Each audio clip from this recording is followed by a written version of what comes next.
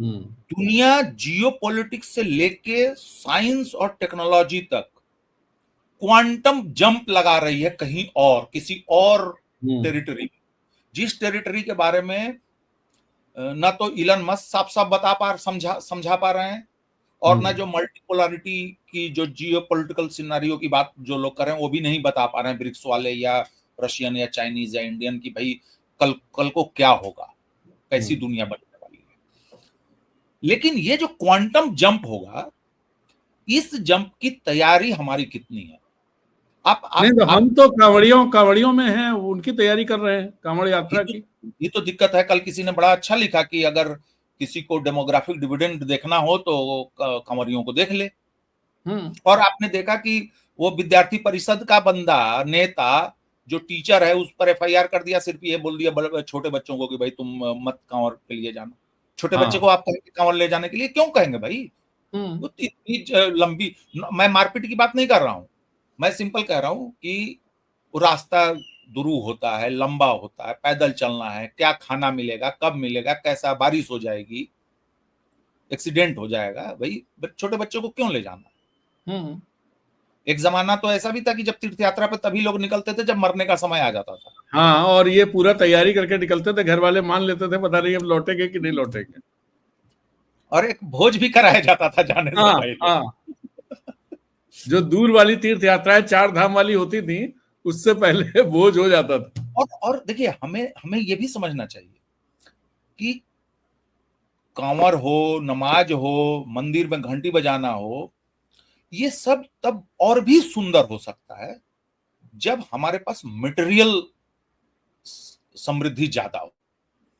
अभी अभी आप चाइनीजों का देखिएगा, कभी यूट्यूब में वीडियो है, जैसे उनके यहाँ भी बहुत अंधविश्वास है, और हमारे यहाँ जैसे ये है ना, ये पर्ची वाले बाबा टाइप के, वैसे पर्ची वाले वहां भी हैं।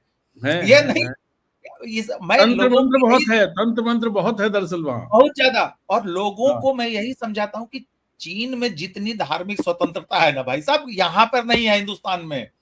25-30 हजार तो रजिस्टर्ड मस्जिद हैं। और एक जगह है कि बुद्ध से रिलेटेड है वो, कोई माउंटेन, पवित्र माउंटेन है, तो वहां लोग जाते हैं और अगरबत्ती दिखाते हैं और मन्नत मांगते हैं। तो अब ये हालत हो गई कि वहां जो विदेशी सैलानी जा रहे हैं वो भी वैसे ही घुटने के बल होके अगरबत्ती दिखा के वो कर रहे हैं।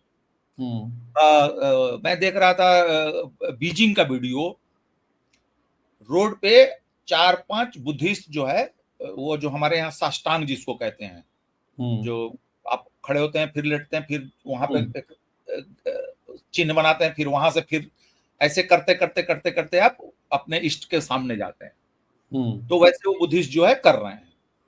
तो और चाइना में ऐसे भी लोग हैं जो इस तरीके का वो चलाते हैं, पैसा दीजिए, चढ़ावा चढ़ाइए, और आपके नाम का लिफाफा खोलते हैं कि आपका भविष्य कैसा है। तो जब आपके पास मटेरियल समृद्धि आएगी तो कांवर वाले रास्ते में बढ़िया लाइटिंग होगी, बढ़िया सुरक्षा होगी, बढ़िया खाने पीने की व्यवस्था होगी। ये भी हो सकता है कल को कि आप अगर मान लीजिए आपकी तबीयत ठीक नहीं है, आप ज्यादा देर तक जो है चल नहीं सकते, तो आपके पास एक रोबोट होगा जो आपको सहारा देगा। आपका अगर आप डाक बम जा रहे हैं तो एक रोबोट कुत्ता होगा साथ में, जो आप उस पर सामान लाद देंगे और वो आपको होता हुआ आप साथ चलेगा, बल्कि आपकी तो फोन फान भी कर देगा, कुछ हो गया तो दवाई भी कर देगा। तो मैं समझता हूँ कि हम लोगों को इस पर बहुत ध्यान देने की जरूरत है कि हम लोग रियल सेंस में समृद्ध बने। ये समृद्धि नहीं कि आपके पास गाड़ियां हो गई, आपका घर बन गया, ऐसे नहीं, मतलब एक पूरा सोशल अपलिफ्टमेंट। और जो सवाल है आपका कि भारत के पास बहुत ऑप्शंस हैं, भारत के पास बहुत क्षमता है, जैसे कि हम एक बड़ा मार्केट है, हमारे पास एक बड़ा पॉपुलेशन है, यंग पॉपुलेशन है। हम चाइना के साथ टेक्नोलॉजी में और इन्वेस्टमेंट में और चीजों में हम उनके साथ कोऑपरेशन बढ़ाएं। 20-30 साल के लिए दोनों देश तैयारी करें कि ये सीमा विवाद ना हो, कोई ये गलवान टाइप झड़प ना हो, डोकलाम टाइप, जो है जहां है वैसे रहे, जो पहले स्थिति हुआ करती थी गलवान होने से पहले।